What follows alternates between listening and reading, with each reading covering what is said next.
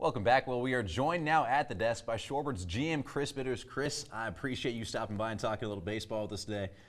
Take it straight to the Shorebirds, obviously. Now, there's an interesting dynamic in these minor leagues, I feel like. There's the goal to groom and to kind of develop these players so that they can move up, but at the same time, you kind of want to cultivate that winning mentality, but it's so difficult if you're losing these players, which, every team goes through. How do you kind of balance that as an organization where you want to have these players move up and ultimately get to the big show, but at the same time you want to still keep a competitive product out there on the field? Yeah, it's definitely a challenging balance from the Orioles' perspective on when to move guys up, obviously based on their development, as well as liking to have these guys develop that winning culture you mentioned. It's something that's a balance between that, injuries, things that are forced to move up. So if you get an injury above us in Frederick or Bowie, that affects us down below. So there's some times where guys are promoted based on the need of an injury, or also guys that are tearing it up here in the South Atlantic League that have earned that promotion. And so it is a fine act to balance those things, but ultimately the goal of the minor leagues is obviously to develop players to get to the major league level and help the Orioles win at the big leagues. Yeah, I think you guys have had more than enough injuries for almost the entire season. Their list was at 11 players at one point. It felt like an entire roster was sidelined. It was ridiculous. Okay, so we just kind of touched on the fact that people are kind of moving throughout the system, and you guys' main focus would be to help these players keep developing. But as he was just saying, the overall goal is to stay competitive.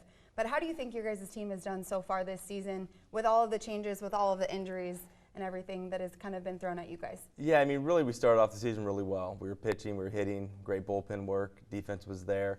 And then, early May we kind of got caught with the injury bug. As Spencer mentioned, we had 5 injuries come back off of 1 road trip, so that was a total of 10 transactions, 5 guys off, 5 new guys on. So we were somewhat decimated with our catching staff, both guys being injured, the middle infield, and a couple of pitchers. And so, you have to retool a little bit, bring some guys back up from spring training to fill those voids. And it takes them a little while to get accustomed to where they're at, get settled in. So hopefully, as we're working our way through the first half, we can re-stabilize a little bit and see if we can make a run at things here in the second half of the season. Yeah, that's definitely the blessing, I think, of how the league is set up, that if you don't necessarily win it the first half, it's a brand new slate at the start of the second half, and you really, at that point, if you get those, the players back to healthy, it's a clean slate. Everyone starts over. You see what you can do there in the second half. But one player in particular, when you start looking at your team, there's a few guys. It hasn't been, the last run that you guys maybe want to lately, but there's been a few guys that have been producing just like you wouldn't believe. One guy in particular, Connor Bierfeld, over there in left field. Last year, he kind of disappeared in the mold with all the guys. You guys had a squad out there, but this year, leading the league right now in RBIs. He just looks like a different guy at the plate, kind of came into that role of the guy that really needs to bring in runs, kind of drive for power. What have you seen out of him so far? Yeah, he had quite a similar season 2 years ago in Aberdeen. His first full season of professional baseball, he really did well. And then last year, as you said, we had a stacked team, so maybe some of his statistical stuff got lost in the mix.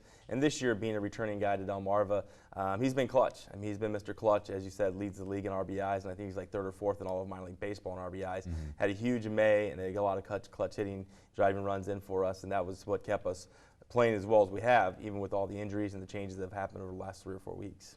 Another key player that's been making a great run right now, and I think every game that I've been to, he's been kind of contributing. Yomar Reyes. He's huge. He's 6'3". He's over 200 pounds. He's just 18. So what is so impressive about him? Yeah, obviously he's a young player that has a ton of talent inside that body. Obviously he's young at 18 years old. One of the youngest obviously in our league, and for most people he'd be a high school senior at this point in time. So you kind of put it in perspective. Crazy. Yeah. But obviously he can hit, he can field. He's holding his own at third base. He has that youthful enthusiasm out on the field. You see him when he puts one in the gap, always looking to take a double into a triple potentially.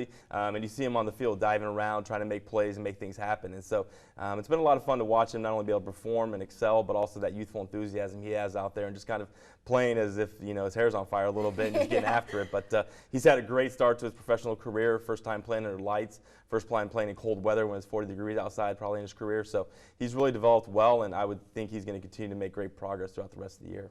Is the goal to keep him over there at third? Because when I first looked at him, my initial thought was this guy's going to be someone over at first base. Defensively, he still has some growth that I feel like he needs to get over there at third base. Hitting, he's solid, but is there any idea of him maybe possibly moving, or is he pretty cemented over there at third? Now, everything based on what the Orioles tell me, the goal is to keep him at third base, keep him developing, and he works hard. He's out doing early work every day. Again, he's young, so he's got to develop, but he's working hard every day to continue to get better, and he's held his own over there in the South Atlantic League this year so far. Well, there's a bunch of great players on this year's team. You definitely got to get out there and watch them, and it's going to be exciting, especially now, like I said, once they get towards the good players back that are healthy. Hasn't been a good run right now, but as soon as they get, all of them are coming back, they're going to be a great show here, that, you know, the rest of the season, I should say. All right, well, it's time for another quick commercial break, but coming up next, high honors being handed out for a few of our high school standouts. Laurel's Reagan Green ends her career as a dog in rare territory. Details up next. Hi, my name is Haley Andrews. I'm the pitcher for Woodbridge High School, and you're watching Delmarva Sports Insider.